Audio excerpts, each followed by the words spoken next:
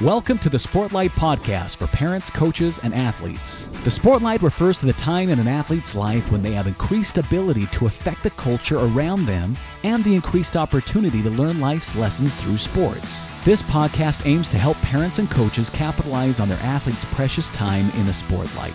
The Sportlight podcast is brought to you by Especially for Athletes program. Hi, everybody. Welcome to this episode of the Sportlight podcast from Especially for Athletes. I'm Dustin Smith.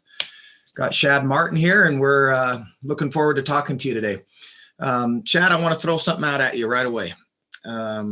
We've discussed this in years past. We briefly had a conversation about it recently. So I want to throw this out at you and just get talking. I know you have an interview that you did with a couple people that we can hop into and look at as well, some athletes that you talked to about this topic, but I want to throw this out at you. There are things that we all want to be better at, right? Whether that's as a dad or as a mom or as a coach, you athletes, there are things in your sport that you want to be better at. Why don't we make more of an effort to reach out to people who are good at that thing or who are better than us at that thing and ask them for help? Because it's my experience that we would rather go online or rather find a book or something and try to become an expert at something, do it privately, rather than go and ask somebody or talk to somebody who's already good at that thing and ask them for help. And I think it's because by doing so, we are admitting to somebody that we're not as good as them, and we don't want to do that. And I think we waste a lot of time, and I'm curious to get your thoughts on that. Yeah, well, in reflecting on that, I think of one experience I've shared with you about this before, but my best friend growing up, Chris Paxton, man, that guy could hit a ball.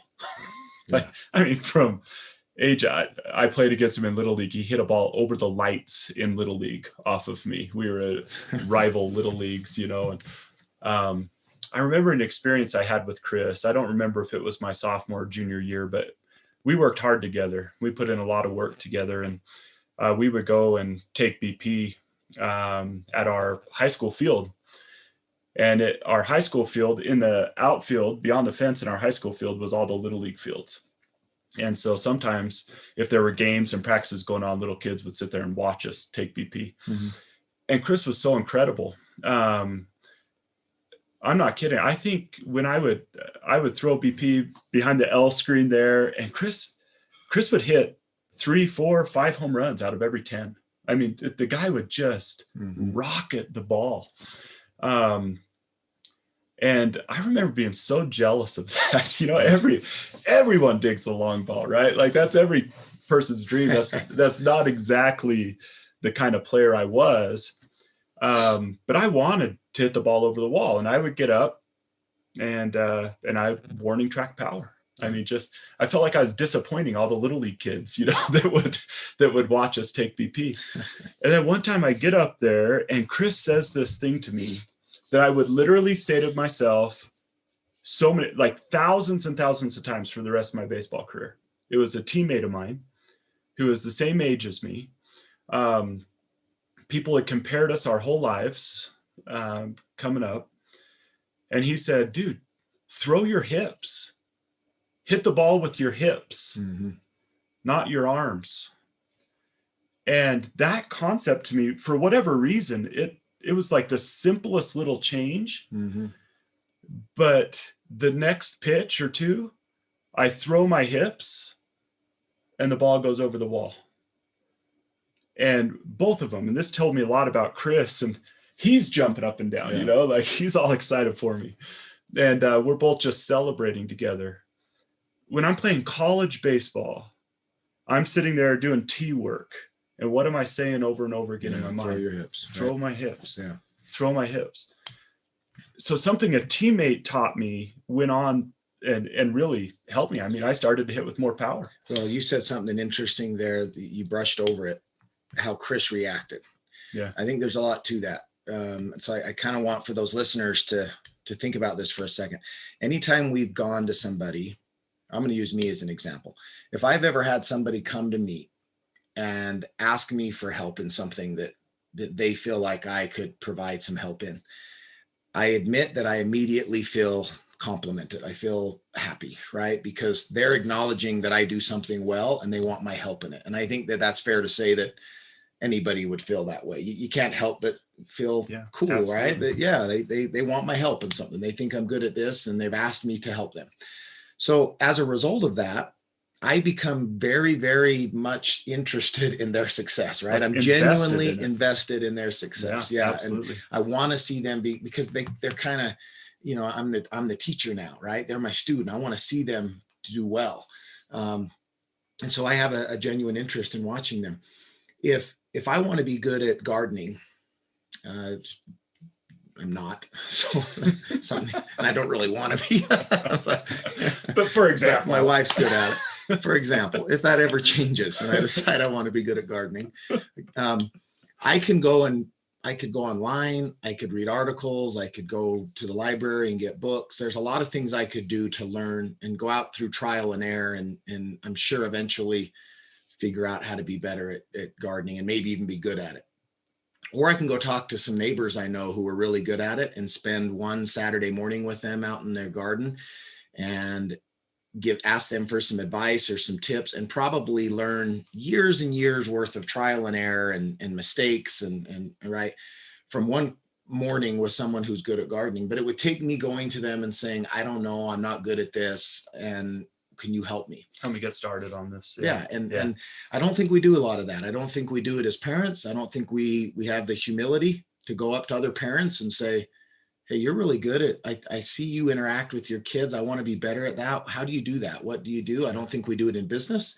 I don't think as business people that it's our, and we might to some degree, but I don't think that most people want to go to somebody else and admit that, they're better at business than they are. And how do they do that?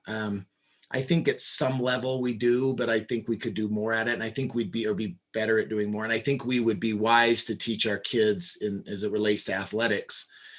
If you want to be better at ball handling, go talk to a teammate that's really good at ball handling and ask them what they do. You'll not only strengthen your relationship with that teammate, but probably learn some cool things from your teammate that you can spend a lot of time trying to figure out your own online, or go talk to somebody and admit they're better at you and at that and ask for their help. Yeah.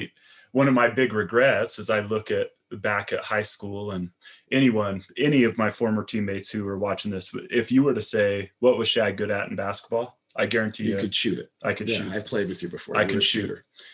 I had a few teammates.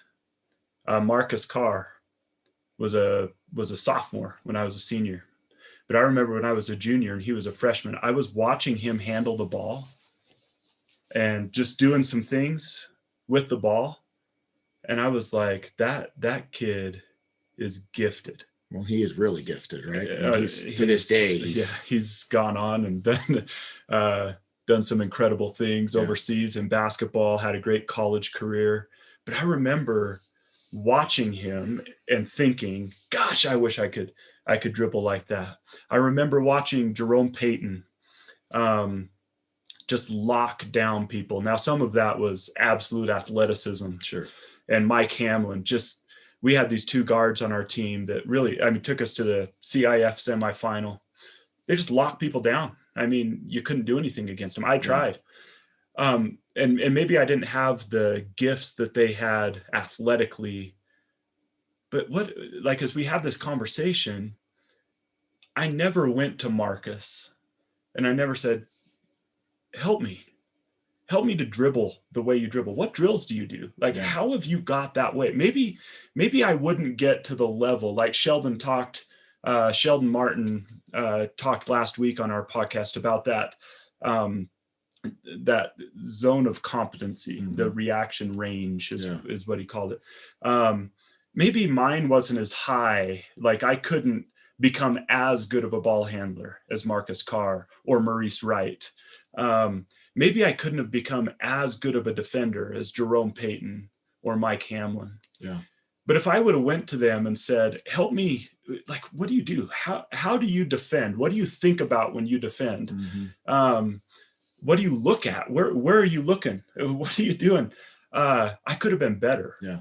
And if I would have been a better ball handler, a better defender, and still a great shooter, my team would have been better. I would have been better. Yeah. But what did I do? What do you think I did? When I had spare time and I wanted to put in extra hours in basketball, what did I go do? You went and shot. I shot, man. Yeah. That's what you were good at. It made you feel good. It made you feel like we all like to go do things that we can get instant validation that we're getting better, we're good at it, right? So if I'm guessing if you're, and I know you were a good shooter and are a good shooter, you go out and shoot for an hour and you make 70-80% of those jump shots, and you probably leave the gym feeling like, man, I am a good basketball player. Yeah. Right. I'm awesome. And anyone watching me would be like, yeah, dang, that guy can shoot. Yeah. Not knowing that I can't dribble with my left hand very well. I had a college coach, basketball coach. She used to coach up at the University of Utah.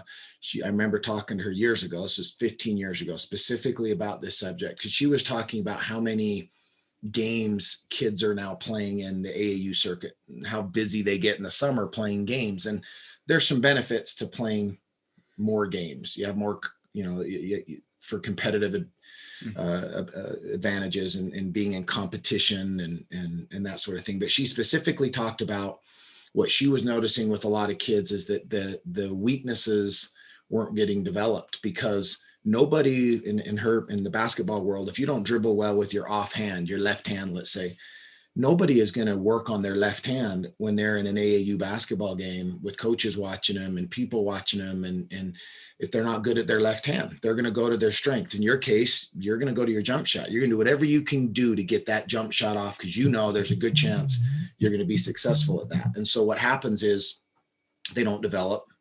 The weaknesses stay weak. The strengths continue to stay strong. And what we need to do is probably get in the gym and have somebody pound us on our weaknesses for an hour or two. But that takes us being willing to fail a little bit. And I think as these kids that are coming up as coaches and as parents, we would be smart to talk with them a little bit more about, what is it that you're not good at? Be honest about it. How do you get better at that? And start with, go talk to somebody that's good at it, admit that they're better than you, but say you want to get better, and will they help you? And that's for us as adults as well. Absolutely. And it reminds me, we talked in a previous podcast with McKenna Miller, Asu, who's an All-American volleyball player.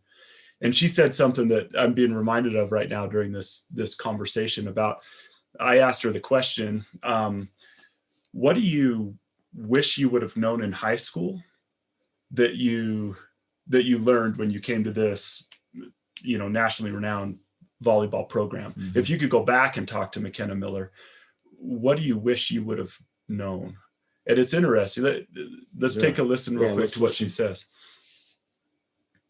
I think one of the biggest lessons that I learned that I wish I would have known in high school, whatever, is just the importance of humility, and not in the sense that probably everyone thinks, but I think just being able to be honest with yourself and admit that you can work on things and you can be better at things. And I feel like the longer you play a sport, the easier it is to get good enough and be comfortable being good enough, and not thinking that you need to try much harder because what you're doing is already good and I can always get better. And that's kind of just with life. You can always get better at something. And it's really easy to just coast once you're good enough. Always be looking for what you can improve, and being able to take that feedback without getting offended, I think is something I wish I would have learned before I came to BYU. So Shad, she said a handful of things in there that I'm curious to get your thoughts on. McKenna, and for those of you that don't know McKenna, she was an All-American. Is that what you said she was at BYU, right? Volleyball player. Several things jumped out, but the one that jumped out to me was the good enough comment. She said that it's easy to not go and do the extra because you're already good enough. And for a lot of these high school kids that we meet, they're good enough. They're good enough to make the team. They're good enough to probably start. Many of them are good enough that they're the best on the team. They probably don't have a lot of people telling them that anything other than hey, you're good enough. You're really good. They've had that their whole life. Maybe they're a little bit taller, a little bit faster than somebody their whole life. And so they've always been good enough until they're not. Right. And then when they're not, it's can be a rude awakening. and I every time we talk about this with athletes, I like to redirect it back to after sports, because I hope that the athletes that listen to this will be more interested in what we discuss and more interested in the principles of especially for athletes after they're done playing. They all have life lessons to them. And for adults listening to our podcast, I hope that they'll listen to this in that sense of how this helps me now as an adult. Good enough, it's so hard to, that's so relative. Who tells you you're good enough, right? If you're good enough to make the high school team, you're good enough to start, you're good enough to get a scholarship, in her case to BYU. But what were you capable of? You were capable of being so much more. But if I tell you you're good enough at that, and you stop at that because that got you to the goal that you had set as an 8-year-old, the goal was to make the high school team and play, and you did it, and you stopped right there. Your ceiling was so much higher. You could have been so much better, but you let good enough stop your progression, right? Because to admit that you could have been better, in her case, there's a humility aspect that she got into there. It would have taken, it takes somebody, or us being willing to listen to somebody giving us the truth and saying, hey, you're good enough, but you're not good enough to move on at the next level or to be great at the next level unless you want to do this, this, and this. And as an athlete or as an adult, we have to have the humility at that point to acknowledge, accept that, and do something about it, rather than push back and say, no, I'm good enough. I don't need that. I've already got it figured out. That's a quick way to have that come to an end. As she talked about it, it got hard for her going from freshman to sophomore and realizing that good enough wasn't anymore. Yeah. And I love that concept of just thinking through, you know, what am I aiming for here? That's why one of our principles is seek to be your best, not the best, because I do think that there is this kind of illusion of greatness. You know what I mean? Yeah. Like this, sometimes you have this high school player who is really, really good. They may be the best on their team, so all the teammates look up to them, everyone, but they don't realize how great they could be, as you've talked about. That's why sometimes, especially at the high school level, you have these former college coaches who've gone on, or these former college athletes who've gone on to play college sports, and then they come back, and so they've seen it at the higher level, and they can look at a kid and say, look, I know you're good. Okay. You're good. You need to be way better. Yeah. I've seen beyond. Right. Yeah. And so I think it's important to seek that out. One thing she said is to be humble enough to accept that. I think one of the things that we're saying is that that's one level of humility. Another level, even a higher level maybe, is having enough humility to go to people and to seek it. Yeah. Not just accept correction from a coach, but to go to find someone, even with your QB Elite that you do, to seek it from a competitor, even, to watch a competitor carve up an offense and you're on the other sideline, and to connect with them and be like, hey, can we get together? I'd like to learn some things. Most of the best do that. I know the quarterbacks. If you look in the NBA, you hear all the time of guys who will go and work out with guys in the summer, and it'd be interesting to be a fly on the wall in those discussions, because I know that Chris Paul, for example, and Donovan Mitchell did some things together a summer or two ago. I can guarantee you that Chris Paul wasn't giving Donovan Mitchell all of his secrets, because they're still competing with each other. But Chris Paul helps him, and it did help him. Michael Jordan helped Kobe Bryant, right? I mean, they lean on each other and they want to help each other and they want to progress the game. And to our point earlier, most of us, if somebody comes to us and wants our advice and help in something, we're going to be eager to give it. We want to give it. We want to share. It's just a human nature to want to feel appreciated and to have somebody want your insight or your expertise in something, to want to share that. It's going to happen. And to our point earlier, you can learn a lot more from asking somebody who's better than you at something to help you than you're going to learn searching for it online or on a book. There's a quote that I love that said, wise people learn from their own experiences. Super wise people learn from others, right? That it seek out others' experiences, good and bad, learn from it. But that takes humility, and it takes us being as adults, it takes us as dads, you know, in our situation, maybe as dads or as husbands, to realize that we may be doing a pretty good job, but we can do better. Who's doing a good job at it? Who do we look up to as dads or as husbands, and go and talking to them and asking them for help? And so that would be a challenge I'd issue to adults listening to this, and to the kids listening to that, to even today. Think about something that you, whatever it is, any area of life that you feel like you could be better at, that you'd like to be better at. And before you go online and ask Google to answer it for you, call somebody that you know that's better at that and ask them for help and advice. Yeah. You'll deepen a relationship with the person you talk to. They will feel flattered by that. And if they care for you at all, they're going to be very interested in seeing you get better. And they're going to want to help you. So you're going to strengthen a relationship, and you're going to learn a lot more from a 20-minute conversation with that person, I believe, than 20 minutes of reading a book about it. Yeah, I really agree with that. You know, it's reminding me, we've done some past podcasts with Dustin. Yeah. Mental strength coach, performance coach for the Tampa Bay Rays. And he talked about a couple of concepts.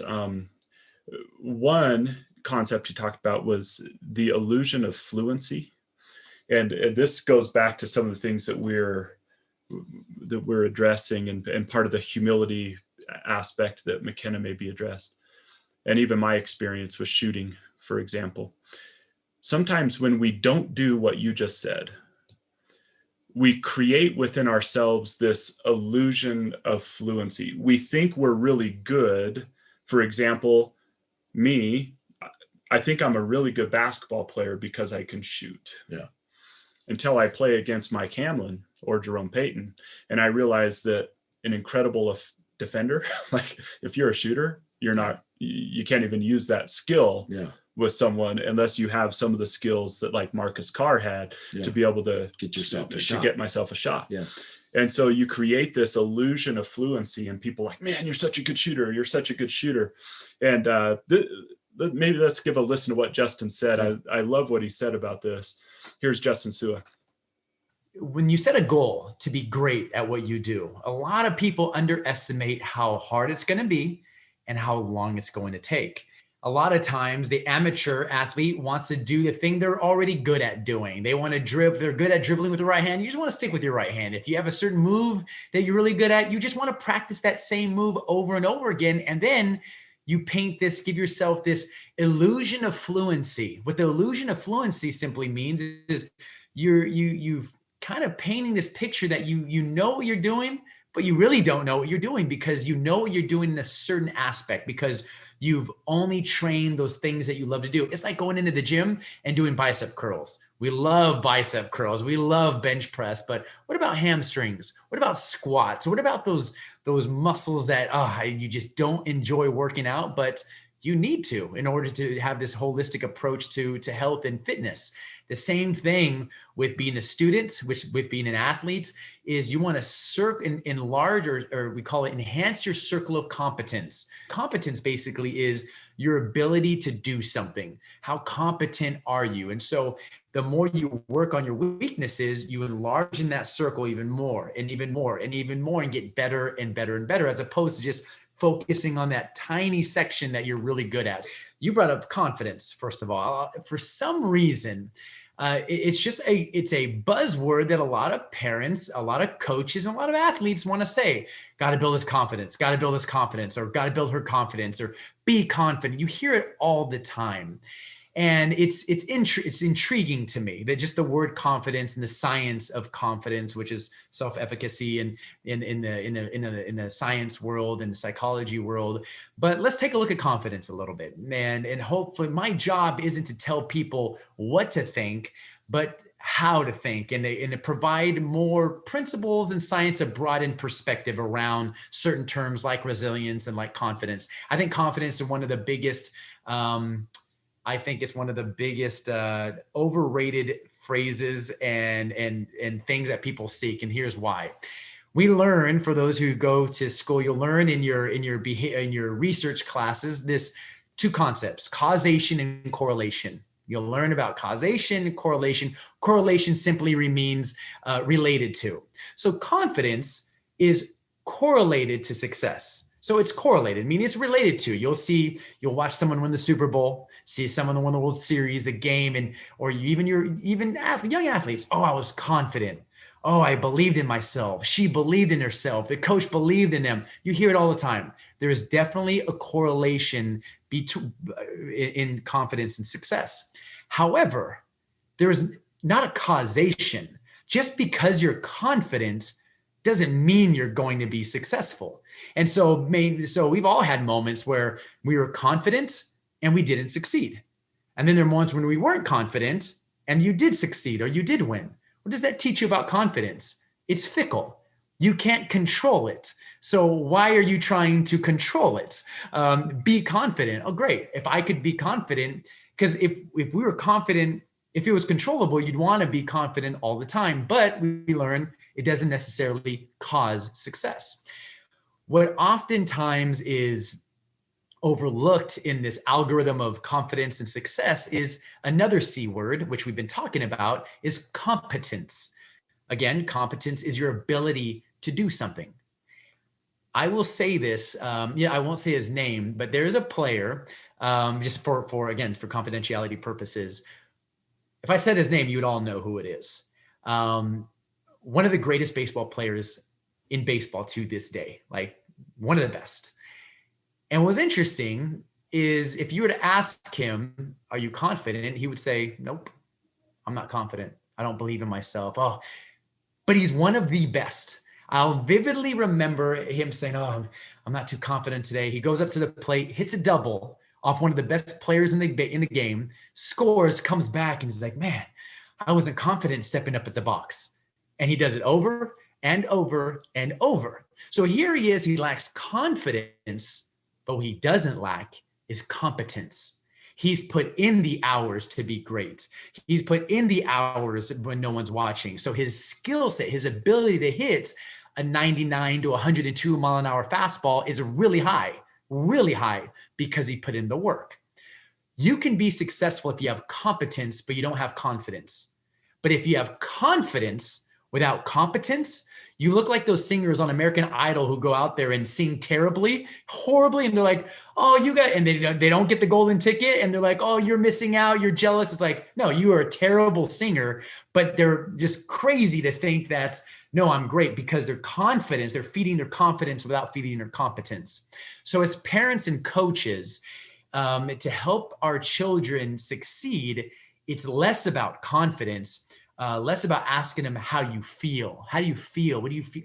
It's not about how they feel, because their feelings aren't going to be on the scoreboard.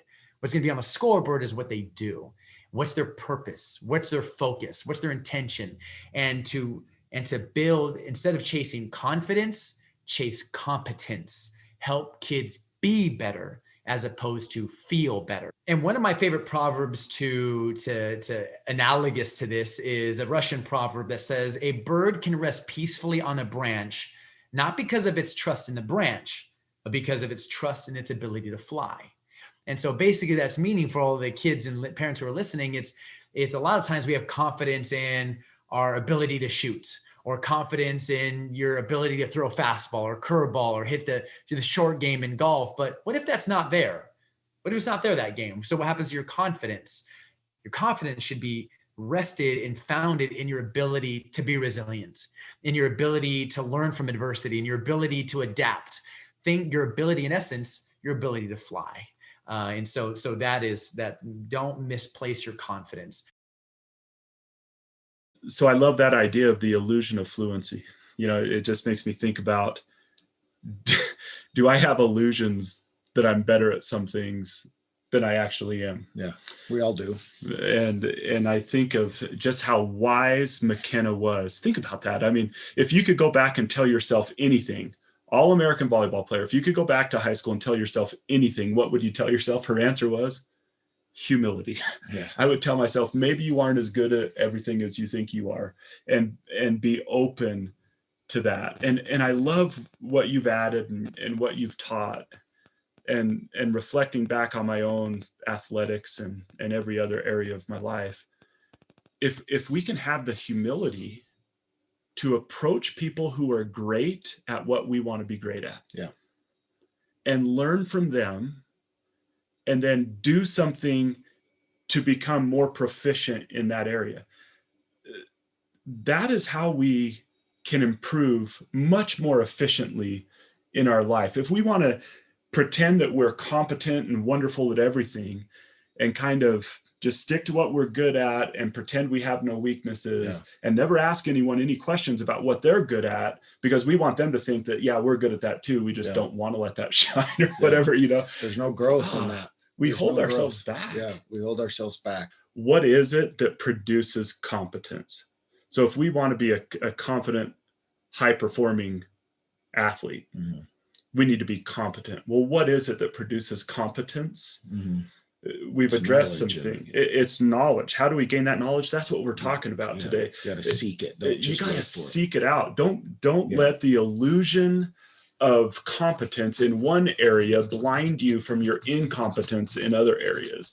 How do you become competent? You go and you seek out someone who's really good at that, and you ask them, how did you get good at that?